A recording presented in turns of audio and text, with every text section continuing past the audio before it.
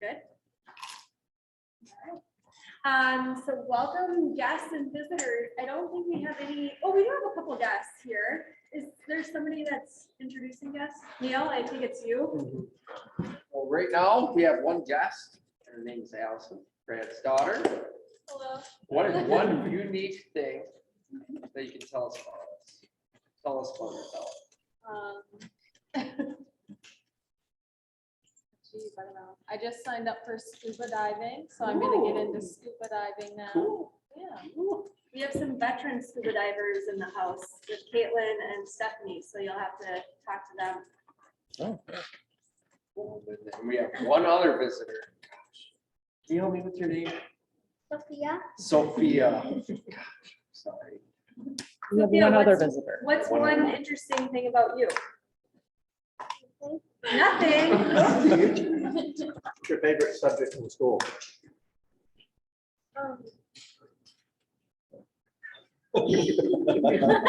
She's looking shy now. She has some great jokes, so if you haven't heard her jokes, go ask her to say a joke to you. And then do we How's have, that? And then we do have a special guest online. We have our district governor, Karen Beyer, online. Karen, do you want to introduce yourself and say something interesting about yourself? Well, it's, you know, how the Rotary year ends at the end of June. So I'm coming to the end of my district governor year, which is, you know, kind of a momentous thing. At the end of this month, we'll have TriCon, really looking forward to that. And today we put out a district dispatch in case you're looking for any new ways to help in Ukraine. Our district has 3 relationships with international partners that we're doing some work in Ukraine, and not only helping Ukrainians, but also building relationships for future global grants. So if any of that is of interest to you, please check that out. Thanks for having me. I'm looking forward to the speaker. Thanks, Karen. So I think Josh and Sierra are also online. Is there anybody else, Lisa? We had a malfunction. My banner set up. I knew that was going to fail me. So good thing we have the construction guys over there. That works just fine. So we're learning each time that we do the OWL how to improve it. As you'll notice, it's more in a different spot tonight. If you're making an announcement so those online can hear you, if you can come up right around this area, it's a good angle and it's close enough that they can hear you online. So just a reminder, if you're making an announcement whatsoever, to please come up front. So our after hours membership, we are currently at 62 active members. We have a couple new members that we approved at last week's board meeting, and we'd like to give a warm welcome to Kelly Goyette and Ryan Rebo. I don't think either of them are here this evening, but we've started to implement a new process of having potential members come to 3 different events to kind of get the true flavor of after hours, and both of them have been to service events, social events, and a couple meetings. So we look forward to welcoming them into our membership. We have some birthdays to celebrate: Brady Lowe, Emily Lowe, and Sierra. Happy birthday, Sierra. She's the only one here. And some Rotary anniversaries: Steph Klein, Brandon Harris, Emily Nolte, Amy Schmidt, Gibran Augustine, Carl Roche, and Taylor Mack. So this is a public service announcement. We are at a different venue for the foreseeable future, and we're really trying to keep our costs down so it's affordable for everybody. And so if there's a chance that you're leaving from work and you can come early around 5:15 to help set up, I think many hands make light work, and it'll go quite fast, and then we don't have to pay somebody to come do it for us. And if you wouldn't mind staying after the meeting, if you have a couple extra minutes just to take everything down and get into the basement, that will really help us keep that meeting fee at a minimum. So thank you in advance. The board had a discussion about it. We're gonna just try this to see if we can get volunteers before we try to go a different method. Bradley? Can you give us a kind of an overview of what we have to do at the end of the meeting and beginning of the meeting? Yeah, sure. Like right now or in Whenever, I general? guess. Yeah. So usually when we come in, it's just turning the lights on, turning the fans off because they're kind of loud, getting the AV system set up, bringing food in from the car if we are picking it up, or sometimes it gets delivered if we get pizza. Usually the tables are set up for us, but setting up the secretary's table, I've started to make a checklist. Okay. Because I'm always afraid I'm gonna forget to do something. And then at the end of the night, it's just getting everything into our locked storage tote, getting it into the basement, and just kind of, cleaning it up and making sure that we leave how we walked into it. So Yep. it's not anything a lot, but it's, It's a lot for one person. Yeah, it we is. can Yeah. just have, No. setting up the banners, like fail on my part because it fell over. So like I'm not doing banners next time. But they're probably not supposed to go on light poles either, but we're in a venue for a concert, so they just happen to be sitting around and come in handy. But yeah, good question. No, I just know what to do. And if my printer had been working better, I would have printed a list and been able to hand it to you, but Okay. yeah, it's not too much, and I appreciate everybody that has come early and helped afterwards. It means a lot, so. And there will be someone to direct, so it's not like you have to figure out what to do. Yeah, thank you. Any other questions with that? Okay. So our Rotary Leadership Program, Karen was actually going to be the guest speaker on Thursday. If you were on Facebook, you probably saw that is postponed, so just a heads up that it's not happening on Thursday. And we have some announcements to make. I don't know who wants to make youth exchange, but Lisa or Ashley? So we have found out who our student is going to be. So we're going to be getting a female from Japan. Oh, And we likely have our first host family. So we are okay in terms of the timing of what we have to do, but we still need 2 more host families. So if anybody would like to host, or if you know of anyone who'd be interested in hosting, now you can share a little bit more information that we're getting a female from Japan. So we can't really say more than that right now publicly, but that sometimes can be enough for someone to decide that they want to host. I can't remember, was Keith like female or male? I think he was male or female, Okay. but What's the Aaron? commitment on so being a host family is about 3 months, and it's like they are a part of your family. So whatever you're doing, they would be like your kid that you take along with you, but it's about 3 months. Oh, She is going to be, she hasn't graduated yet, so she'll be a junior or senior. And likely going to Central, but again, that hasn't been like confirmed yet, but likely going to Central. I think, How yeah, far away can a host family be from Crosse? So if you wanted to host and you were not in the Central School District, it would be your responsibility to get her to Central, but you could live, I mean, within reason. Josh has been a host dad. Josh, is there anything that you want to highlight from your experience with Eugene?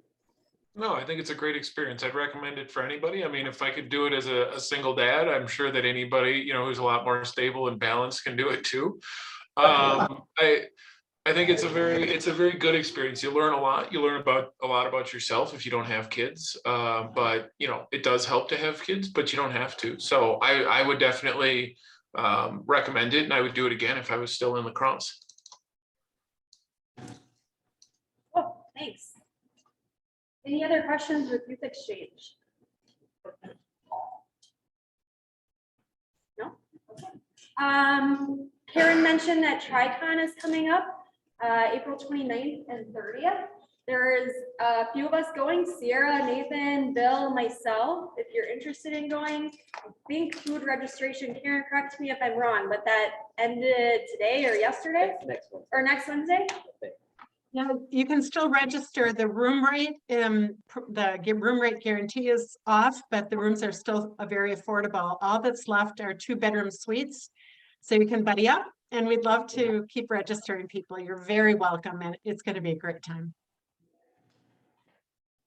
We are carpooling down, so if you're worried about that, we can throw an air mattress in the suite. I think we have two-bedroom suites. So it's gonna be fun. Looking forward to it. And then I don't know, I know Laura's not on. Ryla is coming up. Does anybody want to speak to Ryla? Or is I can? Well, so RILA is Rotary Youth Leadership Award. So it's working with high school kids to help them develop leadership skills. It's normally a weekend thing, but this year they are just doing a 1-day long Saturday on May 21st. So you as a Rotarian would be one of the leaders, but there are other high school kids who are more the leader. So you're there in kind of like a support role, but it is really a unique opportunity to work with high school kids from around the district to help them develop some good leadership and be a good person. How long was it? 1 day. 1 day. Hours. Oh, I don't remember the hours, but Okay. it's a long Saturday. So like, I want to say 8 to 8. So yeah, because they're not doing a whole weekend, they've made just that 1 day.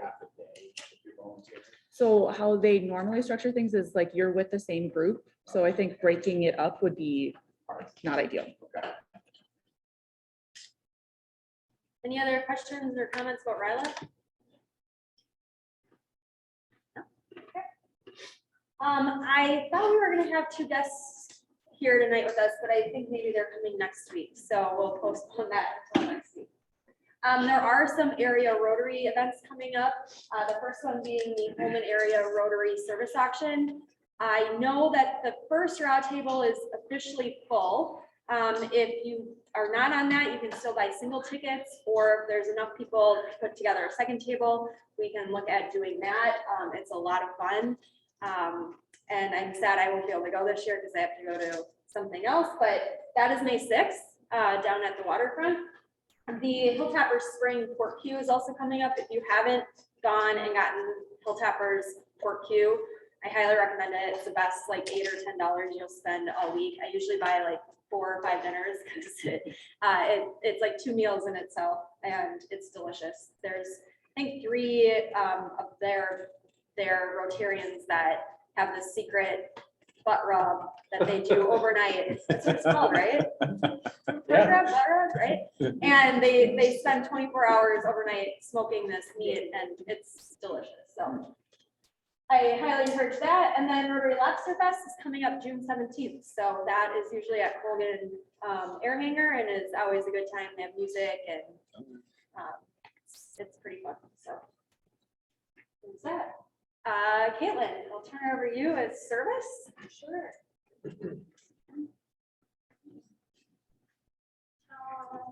Okay, we have highway cleanup on May 4th at 5:30 p.m. I also sent out, Phil will be leading that. So thank you, Phil, for doing that, since Laura decided that she should probably play it safe and not, sit on the side of the highway with a newborn baby. So makes sense. I also sent out 2 emails today. Neighborhood Cleanup Day with Habitat for Humanity is on April 23rd, meeting at Trinity Lutheran Church to get your assignments, and then you'll go out with your group. All the tools are provided, and there will be a breakfast and a lunch. So it'll be really fun, family friendly. Yes, Lisa. Do you have to be there the whole time? No. I guess not. And then Hickson service event was rescheduled. We had to cancel it because it rained.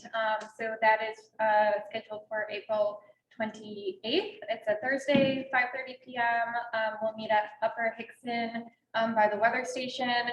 John Rigdon from Friends of the Blufflands will give us a tour so we can see all the awesome work that we've done so far, and then continue to remove invasive species and beautify our bluffs. So please sign up. We've got a lot of fun events coming up. And I don't think anybody is here for the social, but after highway cleanup, we did this last spring. We're wearing clothes because it was cold. Remember that, Nathan? We sat outside and had some drinks and dinner after we cleaned up the highway. highway cleanup is usually like an hour, so we'll head over to Fox Hollow and have some fun over there afterwards. Luckily, you had a blanket. Yeah, I remember I went and got the blanket. That's cool. So that's it there. Planes for Polio, Spencer or Sierra's online or Phil, does anybody want to give a quick recap on our Planes for Polio event? Thank you for coming. That's as much as Yeah, I don't have much of a recap. for it. Yeah. And it was a good turnout. I think the overall, sorry. I think the overall turnout was the biggest we've had, or at least it was the most money making that we've had to date. So that was really successful. But just a great time getting to know everyone a little bit more. And It's $300 or $400, right? I think It was so. $350. Yeah.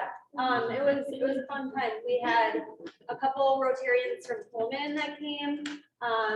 Sparta. Sparta, there was 3 from Sparta that came, and then a couple from Valley View. So it was kind of nice to have support from our area Rotary clubs.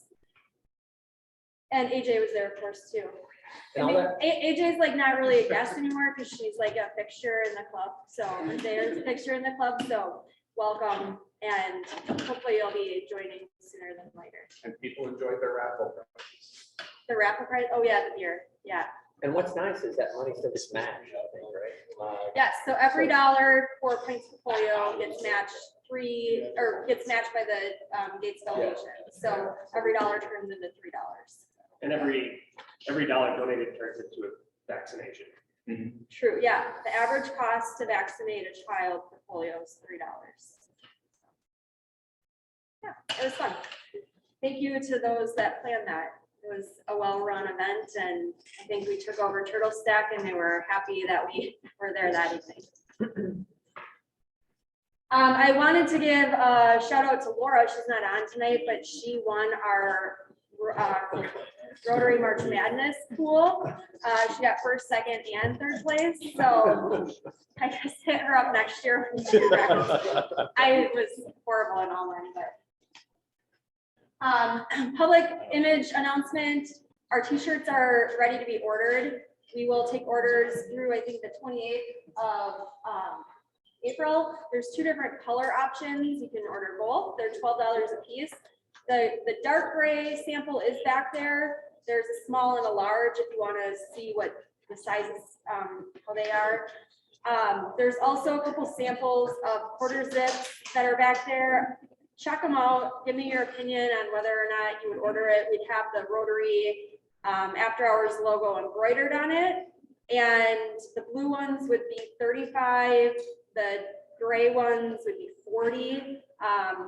Looking for feedback. So we don't want to just order a couple. So, they're not the ones we want to go with. We'll find other options. So sign up for t-shirts if you want those.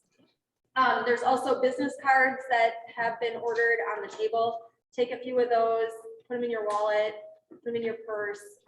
If you know somebody that would be a good, fit, or they just want to get involved and you think, let's welcome them into our Rotary After Hours family, give them that, and the meeting information is on there.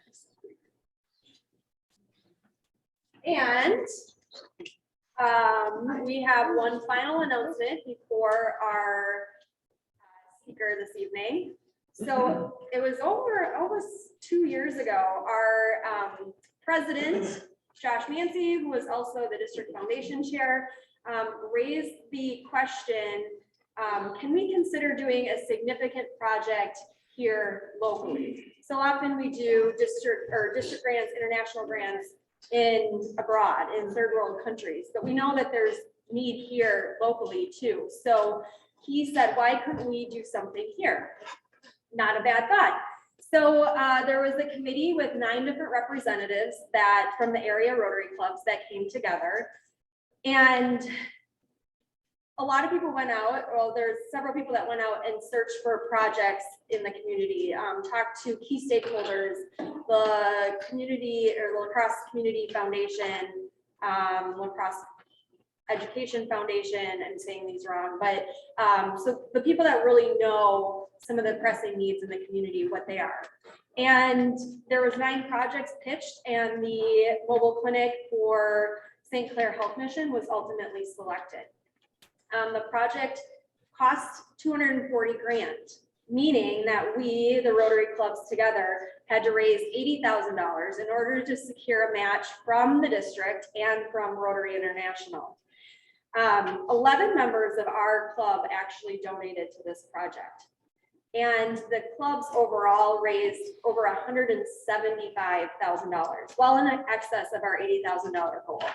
So those excess funds will actually be kept at Rotary Works, and it will be used for vehicle maintenance and upgrades to establish service sites in Western Wisconsin and hopefully in both Houston and Winona counties.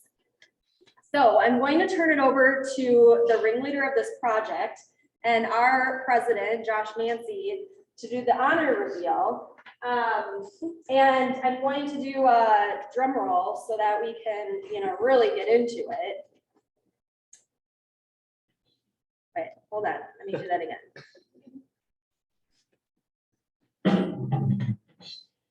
All right, Josh, take it away. All right, well, so thank you very much, Marissa, very kind. So Vendy, in conjunction with Marissa, has created a wrap for what the new mobile clinic is gonna look like. It's pretty spectacular. So why don't we roll that out, Marissa, and show the group what it'll look like. So this is what it will look like. We got a couple different views, but it's going to be something we're really proud of to see rolling down the street. We've already talked to, putting it in parades, bringing it to Moon Tunes, bringing it to other events. It's a rolling billboard for Rotary and the good work that we do in the world and the community around us. So it's something I think that I'm very excited for. It's going to have all the sponsors on the back. It's going to have a plaque on the inside with all of our, individual sponsors and corporate sponsors. So you can see on the bottom and the back, it's got all of our international club sponsors as well. So not only are we excited in the Crosse region, but our partners in the Netherlands and Germany are super excited as well. So it's a pretty cool thing, and we couldn't have done it without the members of our club and the area clubs, and definitely couldn't have done it without all the hard work that Marissa has contributed. She didn't list her own name in there, but I think she's the one that's probably put the most work into this overall. So thank you, Marissa, for everything. But it's pretty cool looking. We're excited because, originally we were hoping it was going to be here in May, but it's going to look like more the end of July with supply chain issues. But we're still planning to go down, pick it up, drive it back, and have an epic road trip, stopping in Evanston and making a real cool piece, bringing that back to our community where it can make a difference. So, Marissa, anything to add? No, I just would point out there's a couple features that that you might not notice, but you can kind of see in the background there's topography lines. That is to show the Wisconsin and the Minnesota. I don't know, can you see it? It's like a fade blue in the background to show the topography of Minnesota and Wisconsin where the mobile clinic will travel to. And also the people of action on front. Josh is a person of action, and without his big idea dream, this probably would be happening. So they use the recent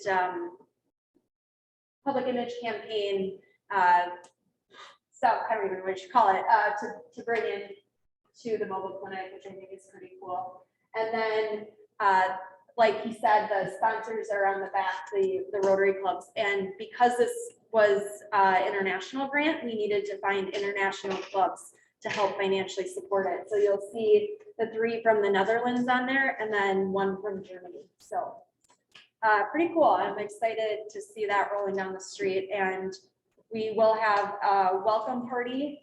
So hopefully we can have a big outdoor welcome as it rolls into town. So thank you. Is that any questions or comments? Great job. Okay, sounds good. Well, oh gosh, your picture got pixelated. Dylan, I'm sorry. Well, I would like. It's very 8-bit. Wow. It was clear on my computer. I would like to introduce and give a warm welcome to our speaker for this evening, Dillon Beyer. I've known Dillon since he was a Cub Scout with my little brother. My dad was their den leader back in the early days at State Road Elementary, so we go way back. But Dillon is a lifelong resident of La Crosse, and he's also co-owner of Tree Huggers North, which is on, is it Rose Street? Rose Street, okay. He's a cannabis enthusiast, a grower, and a history buff. He also has some impersonation egos that he also, if you ask him offline, he might do for you. So after working, after working in Oregon's cannabis industry back in, was that 2016, 17? He decided to move back to the La Crosse area, and he joined the team at Tree Huggers down here downtown. And he began to develop their CBD program. In 2019, Tree Huggers Co-op became a licensed hemp processor by Wisconsin DATCP. I said it wrong the other day. And in 2020, they were licensed to officially grow hemp. In 2021, Dillon and two other partners formed Treeway LLC and opened up Tree Huggers North.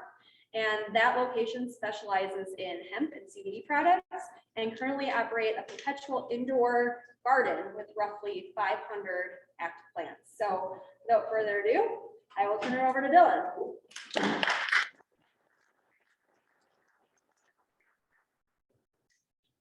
Well, I can just like scratch off number 2 about me because Marissa just did a wonderful job with the introduction. Thank you so much for allowing me to speak here. Thanks for the invitation. This is, very cool. I didn't know about. Could you Oh yeah, yeah. For the cameras, sure. Yes, thank you. I'm right here. Is that good? Yes, Does everyone see me? Can everyone hear me? Okay. Excellent. So I think I have 20 minutes, right? I'm a talker. I pretty much talk to people every day about cannabis, specifically CBD and hemp. And I really enjoy what I do. I'm just going to start my clock here so I can kind of keep an eye on where I'm at in terms of just talking. So Marissa kind of gave a little rundown of myself. I don't really think I need to speak much on that other than I've been a lifelong La Crosse resident and currently work at one of the co-owners at Tree Huggers Co-op North, where, like Marissa said, we specialize in hemp and CBD. So I'm sure some of you have seen headlines or just seen the national conversation that is going on in terms of hemp and cannabis. It's kind of at the forefront now. With 2 weeks ago, the U.S. House of Representatives, they voted on and passed the MORE Act, which is the Marijuana Opportunity Reform and Expungement Act, which basically legalizes cannabis at the federal level. That does have to go to the US Senate, where, I mean, hey, fingers crossed. I'm obviously a cannabis enthusiast. I think now there's 42 states that have reformed their cannabis laws, where it's either medicinal or recreational or both. I just feel like it's kind of time now that, especially here in Wisconsin, where we're basically surrounded by states that have already moved forward with some type of decriminalization reform. I love Melissa Agard Sargent. She's a state representative out of Madison, and she always says the most dangerous thing about cannabis in Wisconsin is possessing it versus any of like really the health issues with it. We can get down that, and I want this to be kind of an open discussion in the last like 5-10 minutes or so. I just wanted to give kind of a brief overview history of the cannabis plant.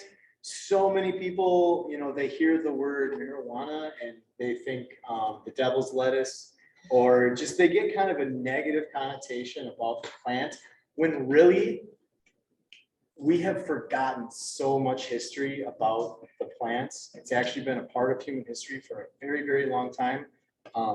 Cannabis, which is actually a Greek word, it was originally spelled with a K, there was a study that came out about a year ago. They figured the origins of cannabis to be around the Himalayan mountains, around 12,000 years ago. About 5,000 years ago, actually about 2700 BC, there was a Chinese emperor, Xinong, who actually grew and cultivated cannabis specifically for rheumatism, malaria, and gout. So it had a huge medicinal aspect, which then transitioned into the country of India as well. They called it ganja, or even they made a cannabis milky based liquid called bhang, B-H-A-N-G, that their warriors would consume before going into battle. India actually looked at the plant as more recreational than medicinal. And then by about 500 AD, the Europeans were actually smoking cannabis. We can fast forward to 1545, the Spanish, the King of Spain, basically, they were traveling and conquering South America and not the United States, but North America. And they actually brought cannabis, hemp, over to the new countries to cultivate, because back then it was used as a very important textile for clothing, ship sails, rope. The term canvas, literally, if you look at it up in like the Oxford Dictionary, it used to basically say anything that was derived from the cannabis plant. So they make ship sails.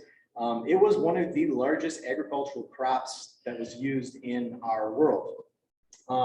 Fast forwarding to about 1611, when the English were settling here in the New World, they brought hemp to Jamestown, and a lot of our fathers of our country, George Washington, Thomas Jefferson, they cultivated hemp. Back then it wasn't called marijuana until the Portuguese had the word marihuango, which then translated into marijuana in Spanish, and then most of the European settlers understood the plant basically as cannabis or hemp.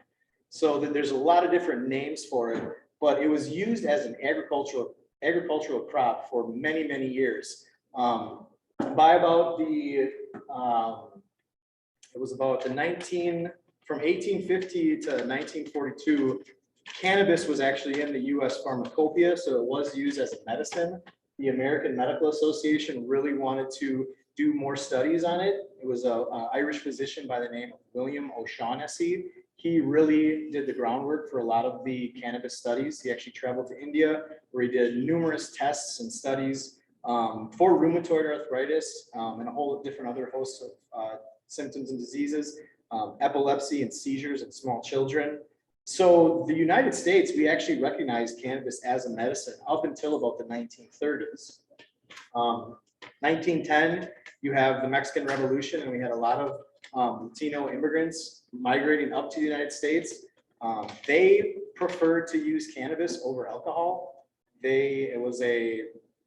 First off, cannabis was cheaper than alcohol. You didn't get the hangover effects, and it was kind of a substance that they used for antidote to drudgery during the working day and a social lubricant.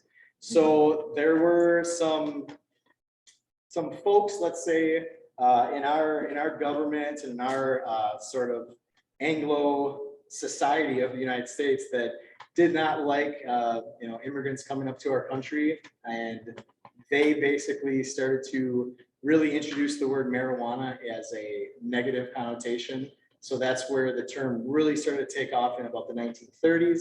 That's when Harry Anslinger started the Federal Bureau of Narcotics and really kind of went after not only Latin Americans, but also African Americans in the jazz clubs. They were using jive, is what was kind of slang for cannabis, or reefer.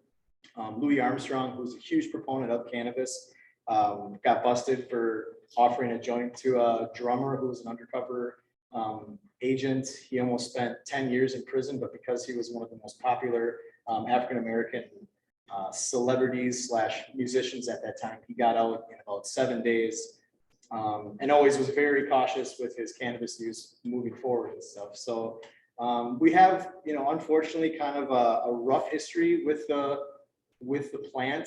We fast forward to 1970, and Richard Nixon passes the 1970s Controlled Substance Act, which basically made that an illicit substance. And we've kind of just, moved forward from there with states.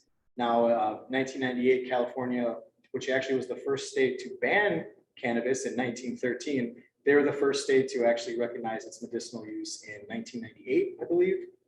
And now if we fast forward to 2022, there's over 40 states that have some form of medicinal or recreational use. So I guess I'm here kind of just to like ask, answer questions and just talk about how there is just that negative stereotype when actually there is a lot of potential that comes from the cannabis plant. I think a lot of attention gets put on the THC aspects, and we don't look at the CBD side of things, which is basically what's legal in all 50 states now.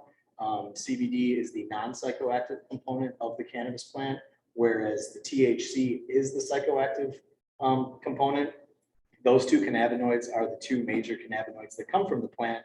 So we basically don't allow the plant, once it's grown, if it goes above 0.3% delta-9 THC, it is considered illegal, whereas anything below that is considered hemp. So the plant is cannabis, but once it goes above a certain threshold of cannabinoid content, it magically changes name. So that's where a lot of people kind of, the confusion is like, oh, this is the devil's lettuce, and this is really bad for you.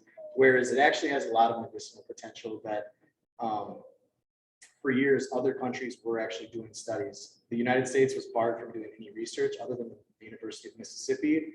They can grow their own cannabis down there and do more medical studies, but until the federal ban on it ends, we really like, you're technically not supposed to do research and development on it unless it's coming from the University of Mississippi. You have questions? Yeah, Dylan, do you and or your colleagues participate in any lobbying efforts at the Capitol? Oh, of course. Well, I mean, at the Capitol, we work with Normal, which is like the, it's like the big group that really is, it's a national group that shoots for legalizing cannabis, basically. We work with a few elected officials that are pro-cannabis or pro-reform. Yeah, there's a lot of things that we do at both of our locations. We work with other companies in the area to really kind of just help promote it. It's not a question of if, but rather when. And really, it's just, you know, law enforcement has issues with it because of like operating motor vehicles under the influence. We would have to treat it a lot like alcohol, where you have to have the law enforcement have to develop a technology to basically understand if you're impaired while driving and stuff. But we're getting there. I mean, so many states around us have, you know, changed their laws. It's a huge industry creator. It's a huge job creator. Taxes. I know Michigan and Illinois made millions and millions in taxes in the last 2 years. And a lot of that is Wisconsin people driving to Illinois. They're getting charged 35% out-of-state tax. They're reaping the tax benefits while we're in kind of like I don't want to call it a prison state, but you know, basically the local law enforcement here recognize that we helped pass a city ordinance, 28 grams of cannabis or below, and it's $1 fine. I've talked to police representatives and they're like, hey, we're not prosecuting this, like low level stuff. We need the folks in Madison to do their job and pass some sensible reform. Really quick, these lights are kind of bright, and you guys can probably see I'm sweating. I borrow a napkin from someone, just so I can. I'm gonna grab a bottle of water. I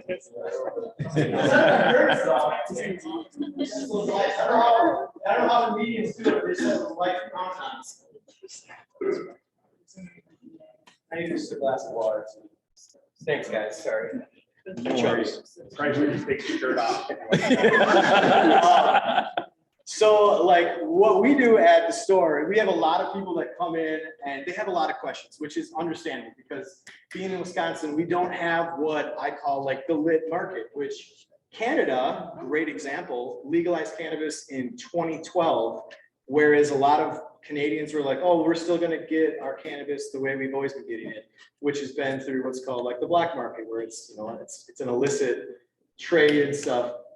But now, you know, fast forward 10 years, the Canadian market has developed insanely. They have made it way more easier to get quality cannabis from legitimate stores. Canada right now is locking up the international trade. In 2020, the UN and the World Health Organization actually removed cannabis as a drug and recognize it as a medicine now. And it's kind of like, okay, your move, US. If we look at a lot of the cannabis laws and drug laws throughout the US history, once the US came out with the Controlled Substance Act of 1970, we kind of forced all other countries like, hey, you want to do business with us? You're going to enact the same like drug laws that we have here in the United States. So a lot of companies or a lot of countries said, yep, we want to do business with the United States. While some were still able to do that, they still kept open studies like Israel, Sweden, Japan. There's a whole host of countries that were like, okay, like, yeah, we'll put some laws in, but we still want to do research on this because we think it is beneficial. Now, you go to some countries and it's like, you don't want to be caught in possession of cannabis because it's a very scary thing. China, Russia, a lot of those more authoritarian countries, it's like, no, because they think that you give people that ability to do that, they're going to start thinking for themselves, and those authoritarian countries do not want that. That is why in 1970, Richard Nixon really kind of cracked down on like the beat movement of the 1950s. There were a lot of other things going on, like 1968. Crazy year. I was not born, but I've read a lot about 1968. It was a wild time in this country. And there was a lot of stuff going on, and they put these laws into place to kind of like curb the youth of America and where our consciousness or our thought system was going. So, but now that was, over 50 years ago, and now we can understand that cannabis has immense medicinal use. And now they've basically made CBD legal in all 50 states because it's the non-psychoactive component of the plant, which honestly has the most medicinal value. I mean, a lot of people like to use the THC for recreational use, but really the medicinal benefits come from the CBD, the non-psychoactive component. Another question? On that note, in terms of states that have it legal, I think that they can combine the non-psychoactive CBD with low percentage, low level Absolutely. THC and end up with something that's not going to get somebody like turned up completely, Absolutely. but it's going to actually make them have like reduction in anxiety or the ability to. This is why I love like the kind of the Q&A and stuff, because you just brought up a great point. So there are products that are called like 1-to-1, 10-to-1s, where you have, a little bit of THC, which does have some medicinal properties as well. Anti-nausea, appetite stimulant, anxiety, depression. I mean, especially folks with cancer. I mean, I'm not gonna lie. My mother-in-law, we lost her last May to breast cancer. She fought it for 10 years, was gone for 6 or 7, and then it just came back. And I mean, she had a friend in Arizona where it was legal. I mean, she was mailing her stuff to help with her chemotherapy. And I mean, she was using cannabis products pretty much till the day we lost her, May 7th. So we have a lot of people that want, they want legitimate legal access to those things, to those products when they're in these really kind of dire moments in their life. So that's where a lot of California, Oregon, when they first enacted their medical programs, even Maine, 1999 passed medical, is really for a lot of these patients that really could use the benefits of cannabis in those extreme dire situations of life. Kristen. Can you just talk about commonly used products and Absolutely. I mean, you said a little bit about different conditions that they typically address, but I think especially in like the baby boomer generation, you see like a very high incidence of use, whether that's like from arthritis. Yeah, big time. Musculoskeletal type of conditions. So CBD is not anything new. It was, like I said, from 1850 to 1942, cannabis indica was in the US pharmacopoeia. They used to make little brown bottles that were sold over the counter. It was in most households. Cannabis indica. So indica is one of 2 strains of cannabis. There's Cannabis L indica and Cannabis L sativa. So indica is a good way to remember them, are like into the couch. They're, he knows. They're definitely more of like the medicinal, more relaxing variety, which typically grow as like a shorter, stouter, like bushier plant, because that has more hemp genetics. So let's go back to what I was talking about. I kind of flew through a lot of that history. There's so much history. It's so fascinating. I could talk all day about it. So the English brought hemp from it actually started really, like I said, Himalayas. So like Russia, I could talk about the War of 1812 for like an hour, and how it all stemmed from hemp. So like these genetics or these like variations of the plant came from these cooler climate temperatures. So you're talking Himalayas, China, India to Europe. And then Europe and Spain basically brought it over across the Atlantic Ocean to the New World, North America and South America. Sativas came about from basically indica strains coming to South America. Cannabis is a heliocentric plant, which means it loves the sun. So when it gets more sunshine and more heat and really ideal environmental temperatures, it will literally grow and stretch closer and closer to the sun. So indicas are short, stout plants. Maybe they grow this big or so. Indicas can stretch, or that was indicas. Sativas can stretch very tall. They typically grow between like 7, 8 feet up to 12 feet tall. They have a lot more longer kind of witch fingery solar panels, which are the leaves. To, when you see the pot leaf or whatever, that is those are the solar panels of the plant actually. And so those varieties usually have a little bit more of like a euphoric energy, creative buzz, and that's where the plant shifted. The psychoactive component, or like the high part of the cannabis plant, was not very strong with a lot of these indicas and these hemp varieties. When it got brought over to the New World, that was 1545. I mean, literally, it grew like a weed, no pun intended. So all these strains just grew all over South America, and the genetics changed. They developed into these sativa strains, which did produce a higher amount of THC, which is the psychoactive component. So when, like in the 1900s, when we have more Latin American immigrants coming up from the South to the United States, they were bringing these higher, higher concentrated strains, which brought that kind of that negative vibe of, hey, this is the devil's lettuce. This is a drug. It's something that it's an intoxicant, which actually, when you go back, the word marijuana, it stems from marihuana, which was Portuguese, which literally translates to intoxicant. So there's different ways the plant can be used. So I've gone like all around the world, and I still haven't answered, I think, either of your questions. So Kristen asked about products. So I'm going to go back to my pharmacopoeia of the United States. So they used to sell little brown bottles of cannabis indica. Those were that's basically what CBD was. It was a cannabis extract that you would take under the tongue, a dropper, just like CBD oil is sold now. So most people like to use either the CBD oil under their tongue. You can make them into gel capsules. So if you don't want to put something in your tongue, you can take a gel cap that looks just like a fish oil pill. I put one in my little 7-day-a-week pill things with my vitamin C, my vitamin D, fish oil, zinc, you name it.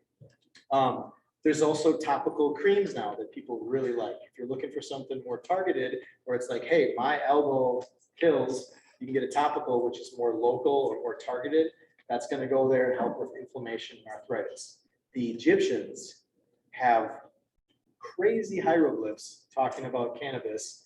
And they are the first society that actually wrote down its medicinal use for inflammation and arthritis, on top of the Chinese too. But yes. So targeting my question just to that. Yeah. How does CBD actually help that? What does it do to the body? So great question. This is a great segue.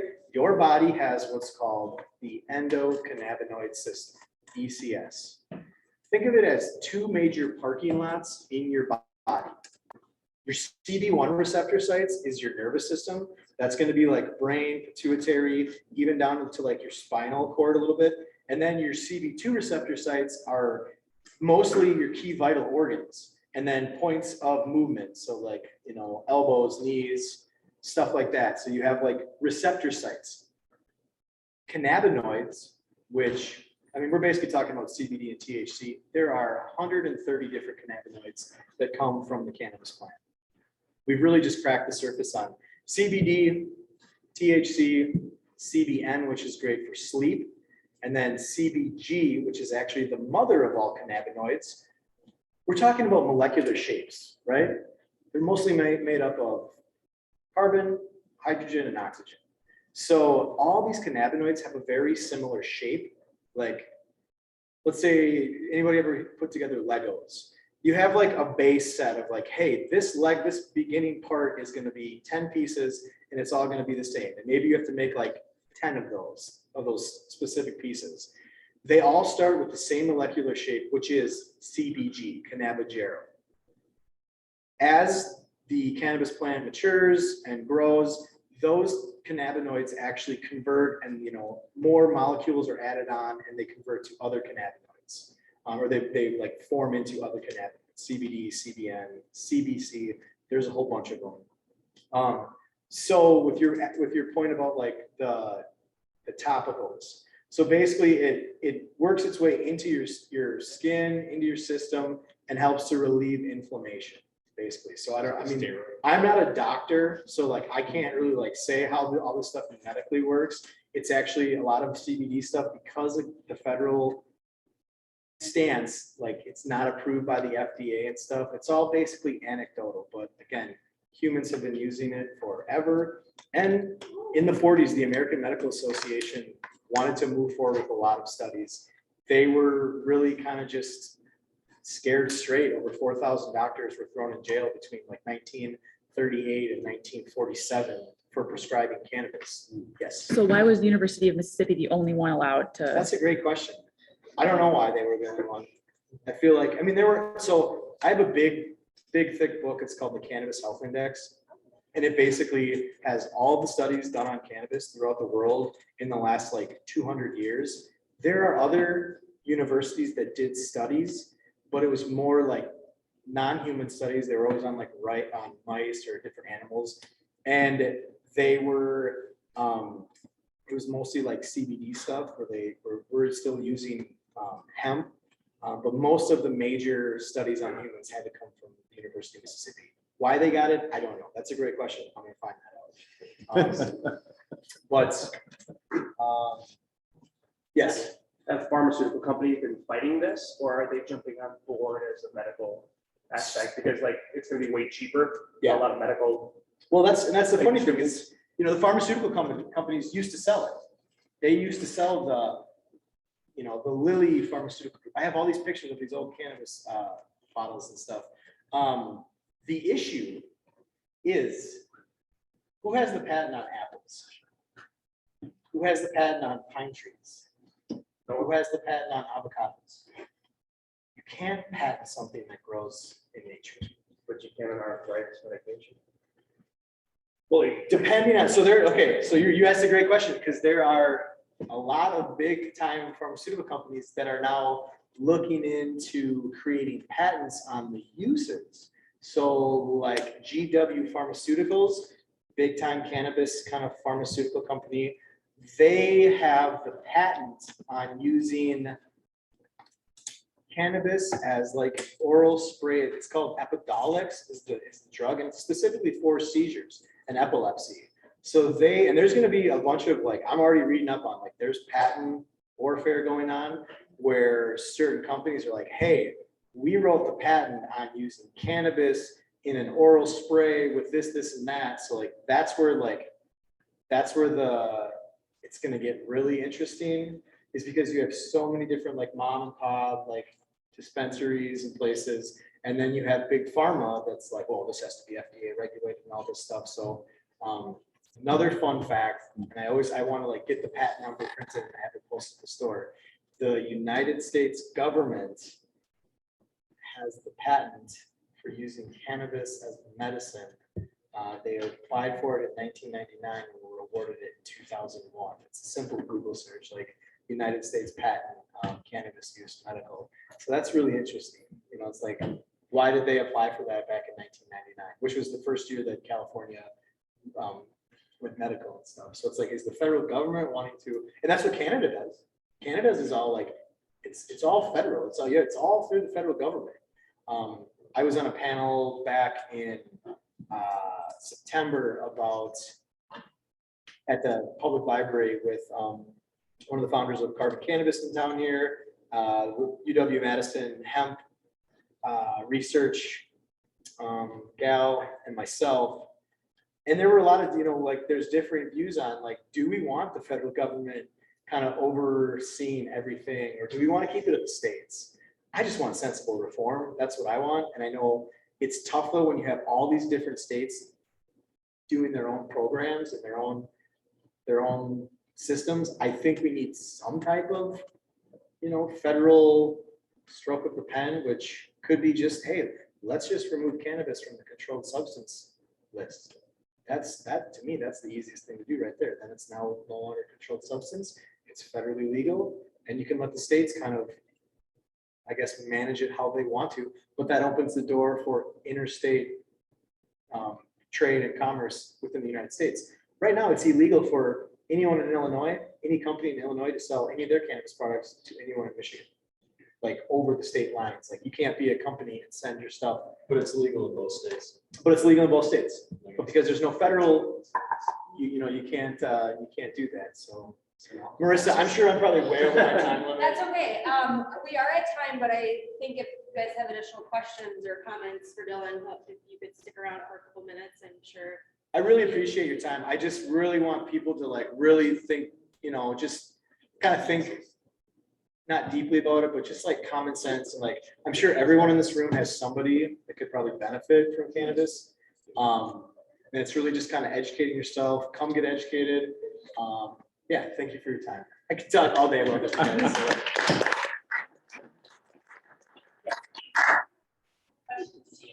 Later after the meeting, what are the hours? So Tree Huggers Co-op, we have our downtown location. I currently reside at the north side location. We're open Monday through 7 days a week, 10 to 7, Monday through Friday, and 10 to 5 on Saturday and Sunday. I'm usually there Monday through Friday.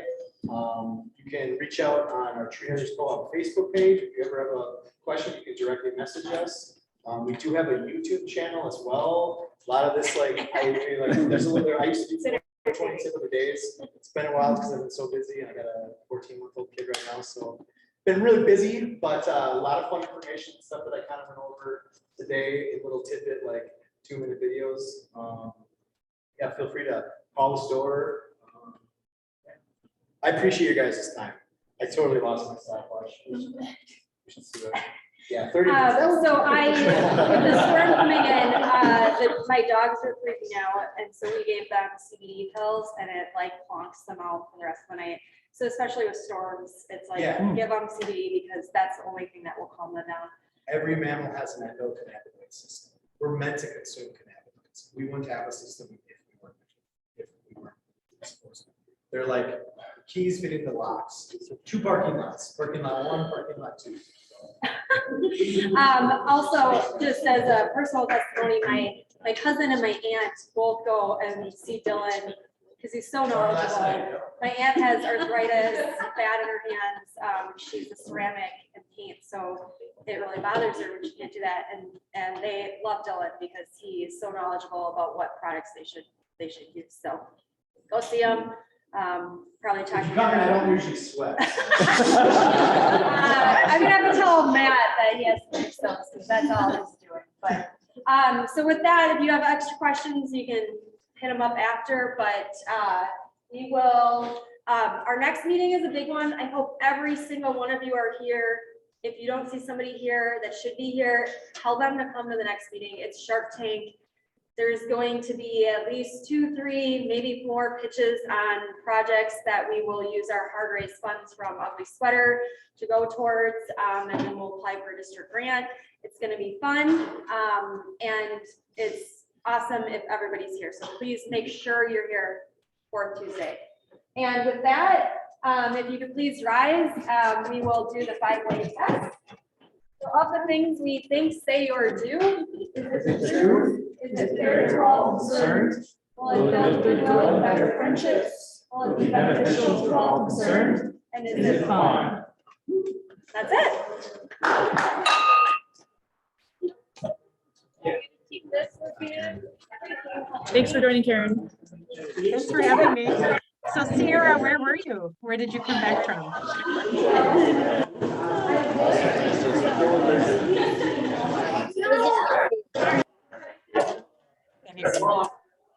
Ecuador. Here, I'll put it in the Oh, chat. okay. Yeah, yeah. Good night, everybody. See you, Josh, President. Josh. See you, Karen.